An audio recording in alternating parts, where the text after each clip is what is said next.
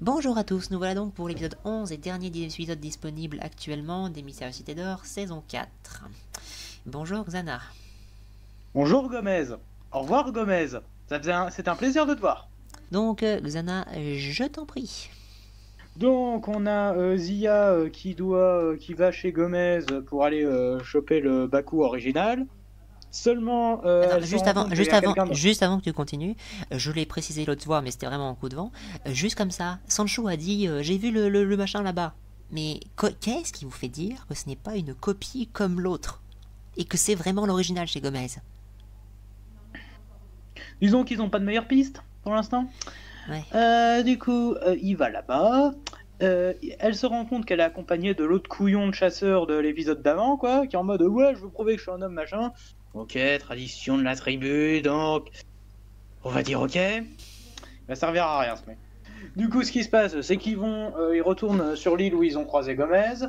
Ils font une infiltration rapide où Zia fait ses pouvoirs de chevalier Jedi pour faire voler une torche. Ça fait sortir Gomez de son bureau, donc du coup ils entrent dans son bureau. Mais Gomez, il est pas complètement con. Il se dit ouais non c'est une feinte. Donc du coup il retourne dans le bureau. C'est là qu'il chope Zia et l'autre couillon. Donc ils sont en mode Gomez est en mode où sont Mendoza et les autres machin. Zia qui lui répond non mais je suis venu seul mais Gomez ne le croit pas. Et c'est là qu'ils s'aperçoivent qu'ils sont là pour le Baku. Et Gomez, comme un débile, il va mettre le masque parce il va croire ce que va dire Zia sur les pouvoirs magiques, tout Ah non, ça, non, il va non, y non, croire. c'est pas Zia, c'est le jeune africain qui dit ça. Mm. Ouais, donc il va croire ce qu'il dit, hein. Gomez va faire le gros naïf en mettant le masque. Donc du coup, je sais pas ce que le masque va lui faire, mais ça va pas lui faire du bien. Et donc du coup, il va basculer par-dessus le balcon et il va se scratcher sur une tente. C'était un plaisir de te voir, Gomez. Voilà. Donc du coup, il profite du bordel créé par le masque pour se barrer, hein. Ils partent vers les égouts. Zia utilise ses pouvoirs de Capitaine Planète pour pour faire en sorte que les rats aillent distraire la garde pendant que eux ils parviennent à se barrer. Et Gomez on n'entend plus parler. Et du coup, il retourne au Condor. Au Condor, il voit que le masque, Zia essaye le masque à son tour, ça lui fait avoir des visions sur une cité La d'or. cité de Badalom, ça c'est celle du Ouais, Tibet. ouais, j'ai eu un doute, mais ouais, c'était bien. Attends, la cité de Banalum, c'est celle de la saison 2, on est d'accord? Ouais, c'est ça. D'accord, ouais. Celle du C'est vrai que Tibet. ça ressemblait beaucoup à la Non, non, cité de Banalum, c'est j'avais pas un ça doute. ressemble beaucoup, c'est la même. J'avais un doute en fait. Je me disais, attends, j'ai déjà vu cette cité, mais oui, c'est bien celle de Banalum. Où il y a Mendoza, il y a Esteban et il y a Tao qui se fait emporter par une présence mystérieuse. Ouh, c'est mystérieux tout ça. Et donc, du coup, Zia se dit que Tao est en danger. Donc, du coup, elle met le cap là où il y avait la porte des étoiles, donc au Zimbabwe, chez le roi du Zimbabwe, là. Donc, on revoit vite fait la princesse, qui est en mode ah, il est où Pedro? Oh, Pedro est pas là. Donc en fait, elle craque Oh. pour Pedro, elle craque pas pour Sancho. Voilà. Ok. C'est pas drôle. Sincèrement, juste petite parenthèse, on a fait bien pire avec Sancho et Pedro comme remplissage que quelqu'un qui tombe amoureuse d'eux. Oui, voilà. En plus, voilà, c'est pas. Là, elle est juste là. Hein, Voilà. t'interviens pas plus que ça. Il y a le roi il y a le roi du Zimbabwe qui est là. Ah bonjour Zia, oui, je peux utiliser la porte des étoiles. Hein. Passe le bonjour au roi de France. Passe le bonjour au roi de France de ma part. Et Zia, elle est en mode ah mais comment je vais faire sans Esteban tout ça. Ah mais j'ai les deux médaillons. Oui, parce qu'elle a récupéré les deux médaillons à l'épisode précédent. Et c'est maintenant qu'elle se rappelle qu'elle a les deux médaillons sur elle. D'accord. Et donc, du coup, elle va à Chambord, où du coup, elle retombe sur Tao, qui l'amène du coup à l'Ordre du Sablier, qui sont en train d'étudier Mona Lisa, parce que dans les yeux de Mona Lisa, il y a une inscription LV, donc qu'est-ce que ça veut dire? Bah, Léonard de Vinci, quoi. Et dans l'autre, il y a des caractères qui sous-entendraient que la 7ème CT n'existe pas, Il y a écrit qu'elle est à abattir. créer. Il y a écrit abattir. Un truc comme Voilà. ça. D'accord. Bon, pourquoi pas. Moi, ma théorie. Bon, non, j'en parlerai tout à l'heure. Bah en fait, en fait, ça va être ça que vont servir les infos que les médaillons collectent Bah quoi. voilà, t'as compris. Voilà. Et du coup, ok, ça veut dire qu'il y a, ouais, ok, pourquoi pas. Parallèlement, on a vite fait un petit retour avec Indali et Athanaos. Donc on retourne, on a un petit passage de 5 minutes en Inde où Non, t'as non, Indali attends, qui pas de apporte 5 des fruits à minutes. Athanaos. Attends, 5 minutes peut-être à l'intérieur de comment ça se passe les événements internes, mais pour nous, c'est même pas une minute. Ou deux. Ouais, 1 minute, donc on revoit vite fait Indali, on revoit Athanaos qui remet son masque, voilà, il a l'air de Bon, plutôt être bien vu là-bas. pour ceux qui Ça a savent l'air que de j'aime plutôt bien se bien... passer pour lui. Et voilà. t'as Indali qui est en mode, vous avez des nouvelles d'Esteban et des autres? Et moi je suis là en mode, eh bien, non. Parce que j'ai zéro moyen de communication en fait. Voilà. C'est ça. Juste pour la blague. Et du coup, voilà. Et aussi, parallèlement, on a Ambrosius qui rentre à sa base, avec du coup les deux Olmecs machin. Et on apprend que maintenant que Ambrosius a la pierre philosophale, il sert plus à rien aux Olmecs. Et Macon veut se débarrasser de lui et s'emparer de la pierre pour Atlantide. D'accord. Et on a Terias, ou Tyrias, je sais plus du tout comment. Enfin, le grand maigre là. Le grand maigre qui lui a des doutes. Donc on garde toujours le fait que c'est le plus honorable des trois et qu'il y a moyen qu'il trahisse les autres mecs à un moment donné. Je pense que c'est ce qu'il va faire. Et ils sont Bah, surpris et ils sont même épiés si... par la Guerra et Gaspard. De toute façon, même s'il Voilà. gagne la bataille, celui-là, de toute façon, il a une dette d'honneur envers Esteban, alors... Ouais. Et ouais. Alors, ça va trop vite. Ça va beaucoup trop vite. beaucoup trop vite. Gomez est une blague dans cet Ah ouais, épisode. non, mais là, c'est... Non. Là, je peux pas laisser passer ça. Je peux pas laisser passer Gomez ça. est une blague. Le chasseur, là, il sert à rien. Donc, autant pas l'amener, ça aurait revenu au même. En plus, il se vante machin, mais non. On revoit vite fait le roi, sa sœur. Bon, pourquoi pas. On a un retour sur l'ordre du sablier qui est en mode finalement, Tao est peut-être plus malin que nous tous réunis. Mais vous servez à quoi, les mecs, en fait? Avant de reposer des objets, vous servez à quoi? Ce sont des antiquaires. Voilà.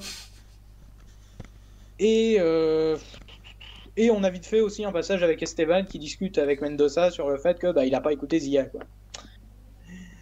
Bon, c'est un épisode qui, ouais, ça va beaucoup trop vite, hein. Le gros problème, c'est l'intrigue, c'est rushé surtout avec l'intrigue avec Gomez, quoi. J'ai encore plus un Alors problème que, du assez coup, flagrant. ouais, Gomez est réduit à la blague et du coup ça avantage beaucoup l'épisode. Parce que en soi, franchement, s'il n'y avait pas l'intrigue, si Gomez n'avait pas été traité à la blague, l'épisode aurait été pas mal. Là, il est moyen. Ah non, non, mais ça, c'est... C'est Non, tout. mais Gomez, je peux pas laisser passer ça, moi. Je peux pas. Bah non. Je peux pas. Enfin bref, allez, ça va être mon tour.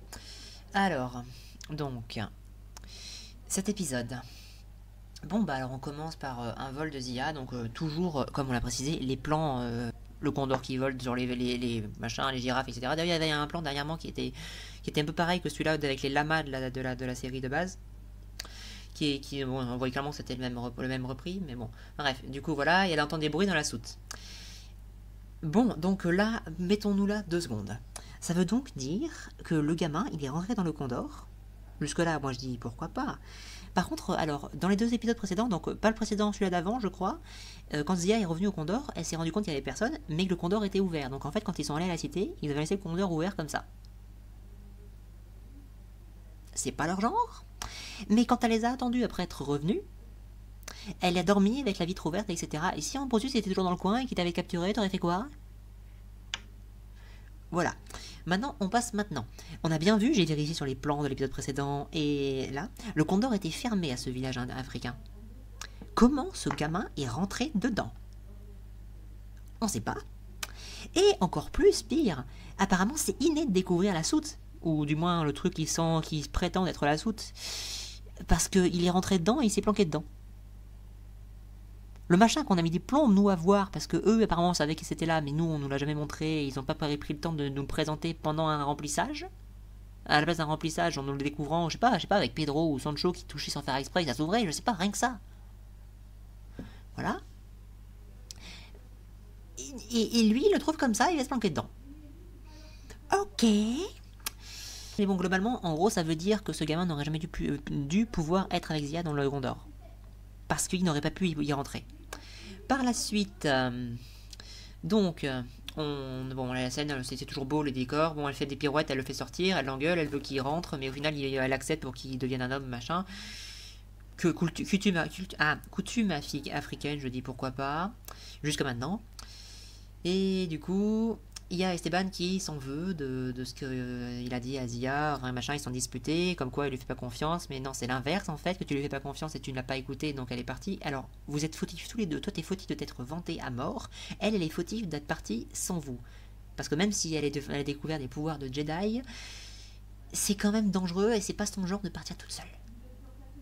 C'est quand même dangereux. Alors je sais bien qu'elle va pas avoir de problème dans cet épisode, on va le voir, mais quand même, c'est le principe. Donc du coup, on fait un tour à Patala où il y a Indali qui amène des fruits à Thanos, qui d'ailleurs il travaille trop apparemment. Ce passage m'a plu, j'aime bien Indali, enfin j'aime bien le concept du personnage parce qu'ils en ont pas pour ce pourquoi ils l'ont utilisé, parce que ça sert pas à grand chose en fait. Et du coup, ben elle va voir Thanos, donc ça c'est j'imagine que c'est du foreshadowing, un peu gros quand même, mais un peu du foreshadowing, on va revoir Thanos et peut-être Indali avec lui. Qui sait. Voilà, et on a vu qu'il est bien brûlé sous son masque. Donc du coup, bon, ils vont arriver là-bas, ils vont se poser, ils vont aller là-bas.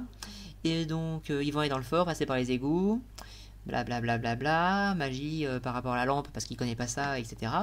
Et ils vont se faire prendre en allant vers l'appartement de Gomez. Par un des mecs badass qui ont maîtrisé Mendoza, précisons.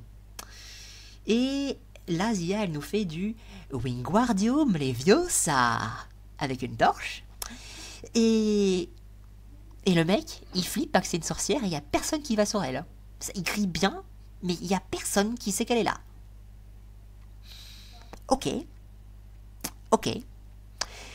Non, en fait. Voilà. Et ensuite, donc, ils vont rentrer. Gomez, il a cru entendre quelque chose, donc il va sortir. Mais au final, c'était une feinte de Zia, enfin, pour un truc, je sais plus trop quoi. Et du coup, elle est rentrée, mais il va les trouver parce qu'il est pas complètement con. Donc, il trouve le baco, et apparemment, c'est le vrai. Enfin, je sais pas.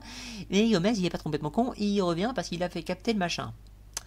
En fait, j'ai remarqué, le gamin africain, bon, il sert à rien dans cet épisode, hein, soi-disant, mais quand même, il a qu'une seule flèche. Une seule. C'est très utile pour les chasser. Hein. Y a pas à dire.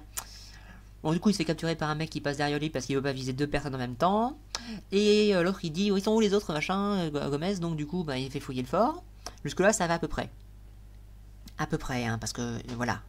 À peu près. Hein. Donc du coup, pourquoi vous venez pour ce masque, machin, et c'est l'Indien qui va lui... Enfin, non, oula, c'est pour moi. Le gamin africain, excusez-moi, j'ai pas retenu son nom, hein, qui va dire, parce qu'il a des pouvoirs, il est magique, etc. Et Gomez, il va être con. Ah, je vais le mettre. Et du coup, il va être chauffé, ou je sais pas quoi, enfin, on sait pas ce qui va lui arriver, en fait. Il va encore bouger, donc il est pas mort, après. Mais on sait pas. Voilà.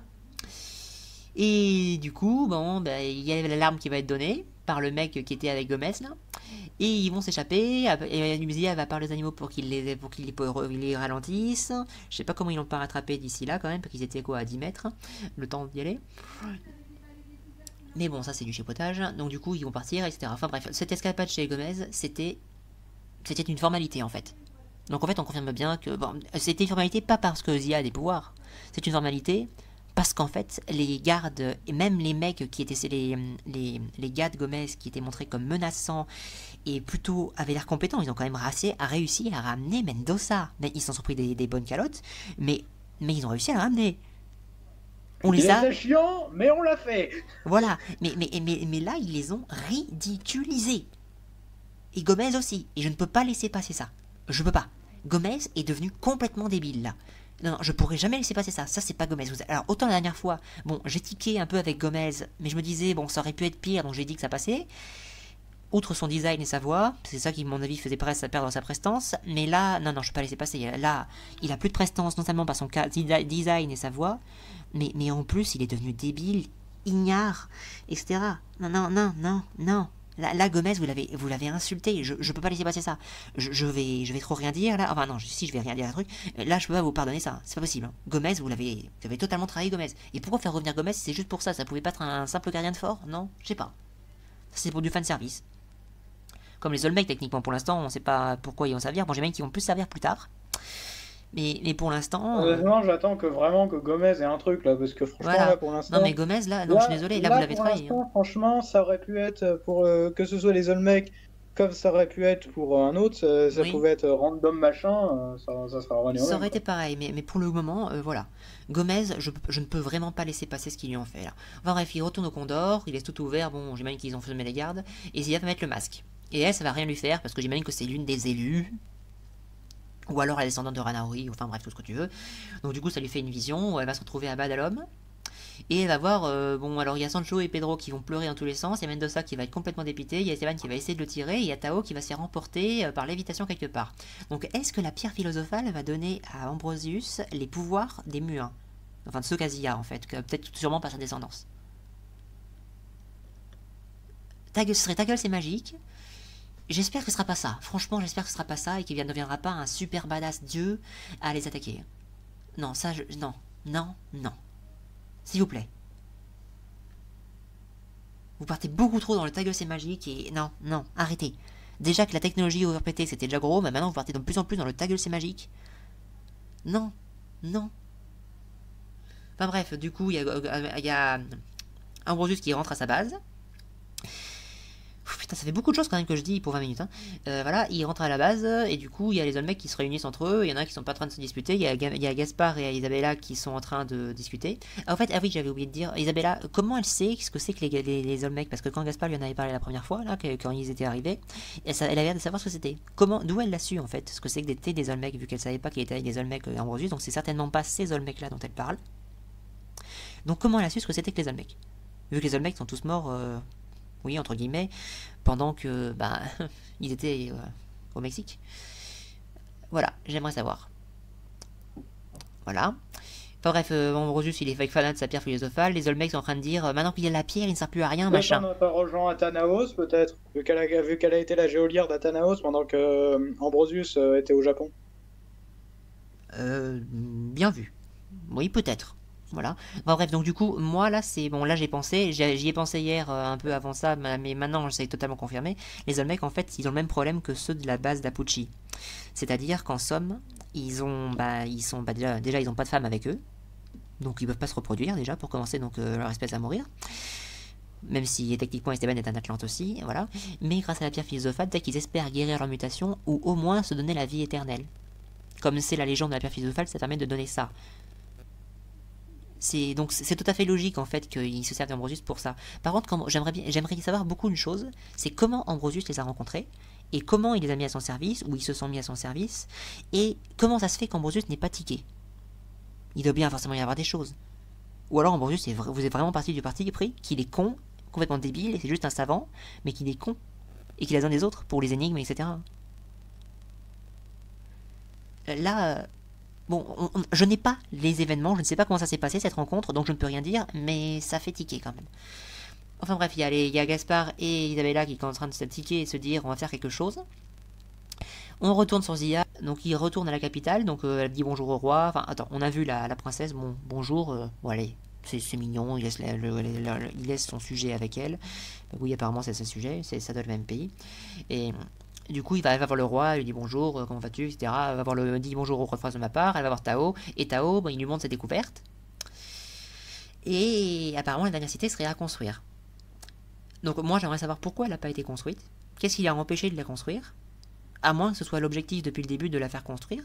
Mais dans ce cas, c'est quoi le secret de cette cité? S'il faut la faire construire, il doit y avoir une machine qui permette de construire la cité d'or. Je vois mal les gamins la construire dans leurs petites mains. Hein. Donc, on verra bien. Et tout ça. Du coup, la cité serait à construire, et Tao, bien sûr, les gens, ils trouvent qu'il est génial, etc. Bon, ok, il peut être intelligent, mais dommage que vous ne l'ayez pas montré qu'il était vraiment intelligent dans cette série Blue Speed 2, les saisons 2, 3, 4, avant. Enfin, dans le 2, 3. Parce que, justement, ça fait moins. Voilà, ça casse le truc. Là, voilà, vous l'avez rendu intelligent à côté de mecs comme ça. Mais sauf que Tao, il était intelligent dans la saison 1, enfin dans la véritable série.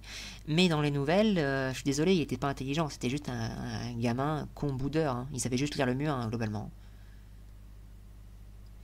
Voilà. Globalement, et ils vont repartir. Et voilà. Et après, bon, on a le teaser de l'épisode prochain. On va en parler dans la partie bilan, parce qu'on va faire un petit bilan là. Mais voilà ce qui s'est passé dans cet épisode. Gomez a été trahi. Les Olmecs, j'attends de voir ce que ça va donner. J'attends vraiment de voir ce que ça va donner. Voilà. ouais. Le masque, la vision que ça donne à Zia, pourquoi pas.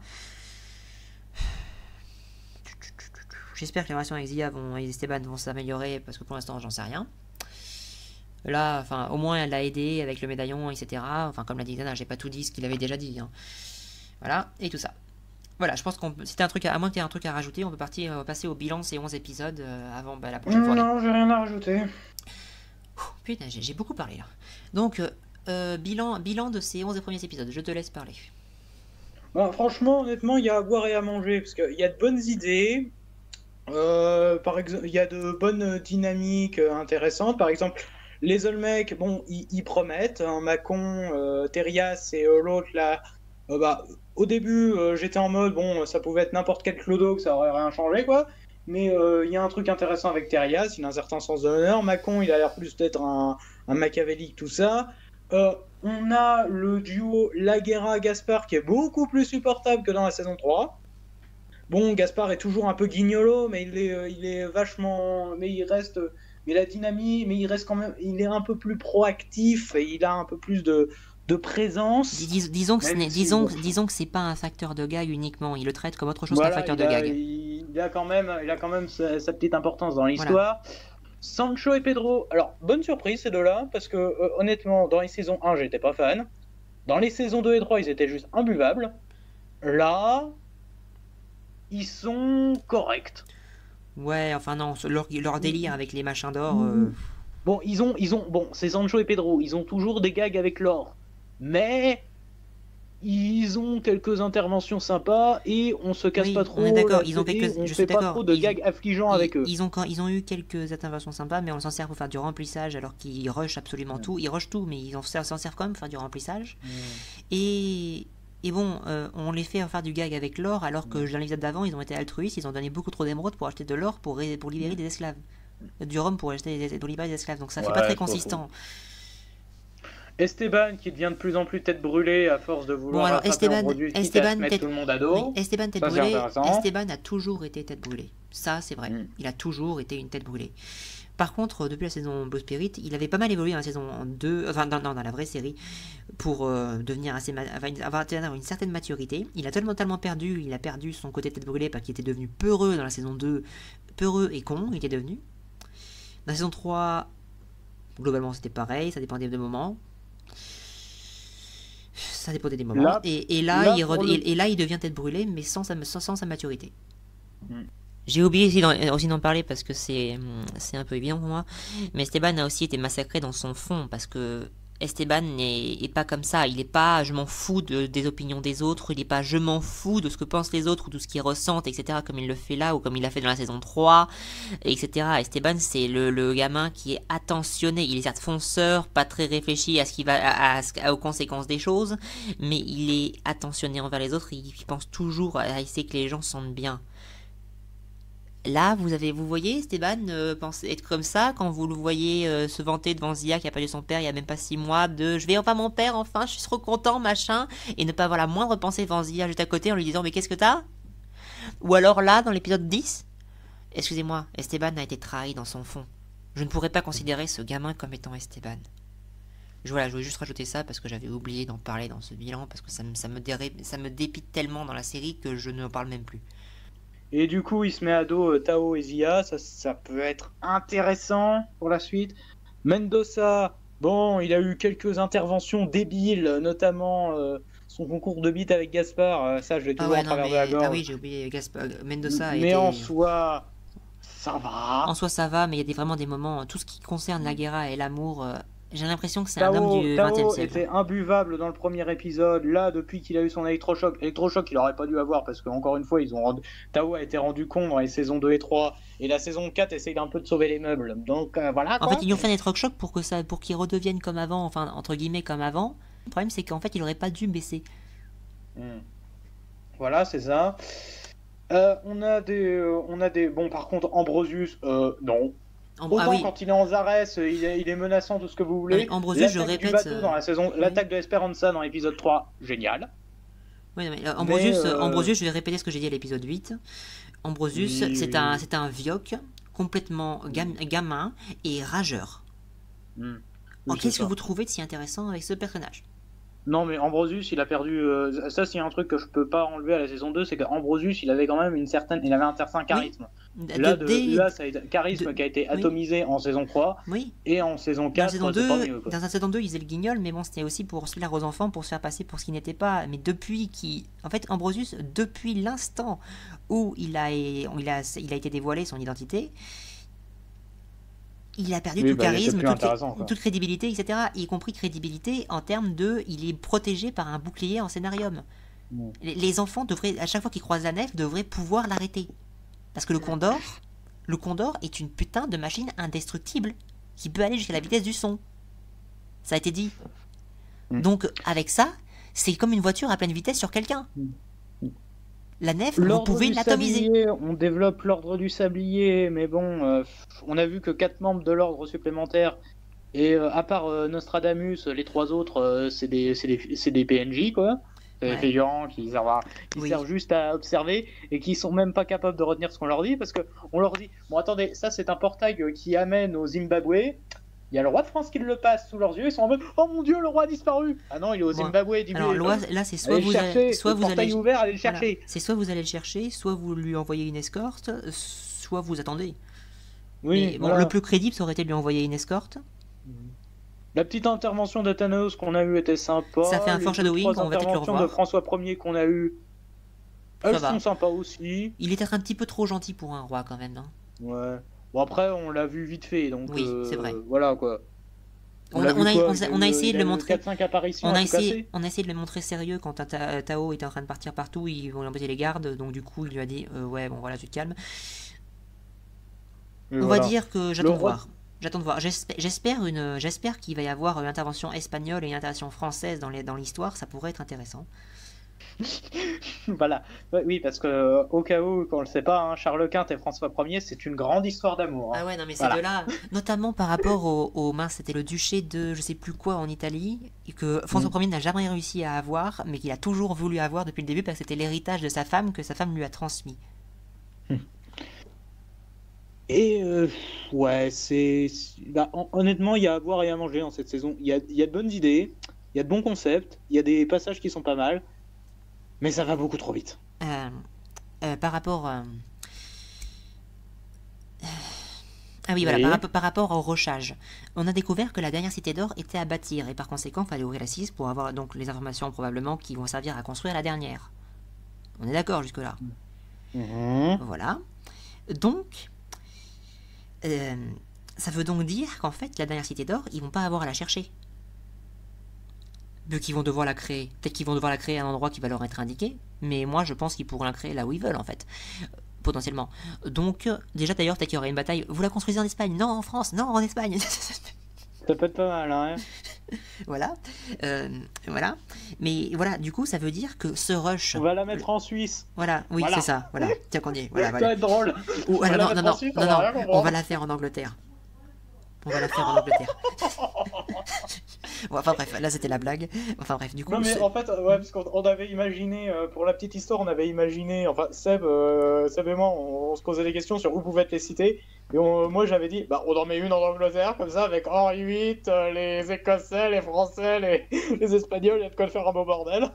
Voilà, enfin bref, voilà, c'était ça. Mais globalement, du coup, ça veut dire, par la suite, qu'est-ce qui va se passer? Ça veut donc dire que là, ils ont plus que 2 cités à trouver, en fait. Et par conséquent, après, l'épilogue. Ce qui veut dire que tout ce rush... Attends, oui. cette cité, bah techniquement ils en ont plus qu'une à trouver en fait. Mais c'est bien ce que je dis. Et là, ils ont pas mal d'indices par T'as rapport... dit- Et là, ils t'as ont pas dit mal... deux. Et oui, Ouais. oui, je parlais d'un scène 3, oui, effectivement. Il y en a encore une à trouver, et eux, ils ont des indices comparés à Ambrosius. Qui en plus va se prendre une mutinerie Ouais, dans la donc, du coup, Ambrosius, Il est un peu hors jeu parce qu'il va se prendre une mutinerie dans la gueule par les hommes. Ambrosius, je sais même pas s'il a envie de. S'il parle de chercher l'autre cité en fait, lui, Bah parce oui, que vu qu'il veut maintenant partir- qu'il a sa pierre philosophale, Mais il est attends, dessus. il va s'en servir maintenant, mais par contre, attends, il disait qu'il voulait partir au plus vite, donc si. Il a dit que les enfants avaient sûrement des pistes, donc du coup il voulait les retrouver, etc. Si, Ouais. il veut trouver les autres. Mais du coup, ça veut donc dire par conséquent qu'il en reste qu'une à trouver, et eux ils ont déjà les premiers indices, potentiellement avec le masque qu'ils ont trouvé. Ce qui veut donc dire qu'en fait, tout ce rush qu'on a eu là, il est injustifié. Vu que c'était rush, il était compréhensible qu'il y avait 3 cités à trouver, mais là il est injustifié. À moins qu'ils vont faire un énorme épilogue avec les Olmecs et un retour de la guerre Mu-Atlantide, potentiel. Mais ce rush... Je pense qu'il va y avoir des trucs là. Déjà, Gomez, par pitié, faut qu'il revienne lui, parce que Non, si faut qu'il... franchement, si si, c'est sa dernière apparition, je suis Oui, non, désolé, mais mais s'il merde. revient, non, mais s'il revient, c'est pour qu'il soit bien traité et qu'il marche correctement et qu'il y ait un duo avec Gaspard et tout un tas de choses, hein, pas comme ça. Voilà. Si c'est pour qu'il soit comme ça, je préfère qu'il revienne pas. Enfin bref, quoi qu'il en soit, à moins qu'ils aient vraiment un truc à raconter après et que les cités vont être expédiées dans cette saison avant de passer aux choses sérieuses, c'est vraiment rushé et je vois pas la raison. Donc j'attends de voir. Parce qu'il y a toujours l'intrigue avec la Guerra espionne de Charles Quint, donc Oui. François Ier. Donc, non, à mon avis, ça va se terminer. Il risque d'y avoir un conflit entre les deux, quoi. Là, bon, je n'ai pas vu la suite, je ne verrai pas la suite, avant, on ne verra pas les 3 premiers épisodes avant le 18 de ce mois, donc dans 14 jours. Mais du coup, techniquement, je pense potentiellement que les cités découvertes vont être assez tôt aux lettres, et après il faudra trouver comment construire la dernière. Et qu'il y aura des conflits avec les différentes nations impliquées, avec Ambrosius, voire les Olmecs. Ça, ce n'est qu'une hypothèse. Enfin voilà, c'était notre bilan de ces 11 premiers épisodes. Et sinon... En fait, c'est con parce que j'ai l'impression que ce genre d'intrigue-là, on aurait peut-être dû l'avoir en saison 3, en fait. Oui, clairement. Mais par contre, le truc, c'est qu'il y a un truc que je ne peux pas dire mieux que un certain camarade qui s'appelle Airlock sur le forum, qui a dit exactement ce que je pense de ce qu'on a depuis le début. Là, on a fait un bilan de ce qui se passe. Par contre, il ne faut pas oublier un détail. Mais globalement, la surtechnologie overpétée, c'est trop. Et les gamins, les enfants, les dialogues et toutes les discussions, c'est râler pâquerette, alors que dans la vraie véritable série, il y avait des trucs bien plus poussés que ça. Le côté technologie, bon, bing bing, voilà. L'exaspération de voir la régression mentale des personnages, parce que bon, ils sont en régression mentale, au petit bonheur la chance, parfois ils ont un petit éclair de génie, mais sinon, non. Et il y a toujours le côté très beau travail de visuel, hein. Mais les dialogues sont aseptisés et beaucoup moins profonds qu'ils pourraient l'être. Il y a beaucoup de problèmes. De problèmes par rapport à la véritable série. C'est mieux que la saison 3. La saison 2, en fait, c'est un peu comme le niveau intelligence, c'est un peu comme dans la saison 2, mais avec l'action en plus, et c'est rushé. En fait, c'est ça, voilà. C'est ce que je pense de la saison 2, bon, j'en pense pas du bien, c'est globalement le niveau intellectuel de la saison 2, avec le visuel action épique, entre guillemets, de la saison 3, mais c'est très rushé. Oui, parce qu'ils ont voulu conclure en saison 4, quoi. Donc, je ne sais pas ce que tu penses de ce que je viens de dire. À la limite, moi, j'aurais préféré une saison 5. Hein.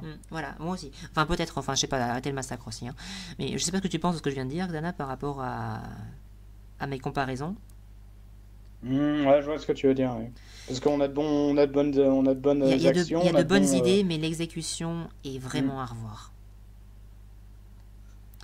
Globalement, c'est ce qu'on pense de cette saison. Je ferai sûrement plus de détails dans l'écrit. C'est con parce que les épisodes 3 et 4 donnaient vraiment espoir. Et après, à partir du 5, ça a un peu dégringolé. Le 7, il était vraiment au ras des pâquerettes. Et après le 8, c'est devenu un peu constant dans le moyen, plus. Oui, enfin, moyen plus, avec du grand n'importe quoi technologique. Hein. Et la cité, putain, alors la cité, je l'ai trouvé insultée quand même. Enfin bref, voilà, ça c'est un bilan à chaud de ces 11 premiers épisodes. Nous espérons que vous avez apprécié nous suivre, bien entendu. Moi je vais faire des analyses détaillées, je ne sais pas encore quand, parce qu'il faut que je trouve le temps de les faire. Et sur ce, sauf si Xana a un truc à rajouter, on va vous laisser. Foirez pas Gomez, foirez pas la Guerra, et foirez pas le trio de le mec. Voilà, et potentiellement à 1 ou 2 jours après après le 18 décembre. Voilà, salut tout le monde. Allez.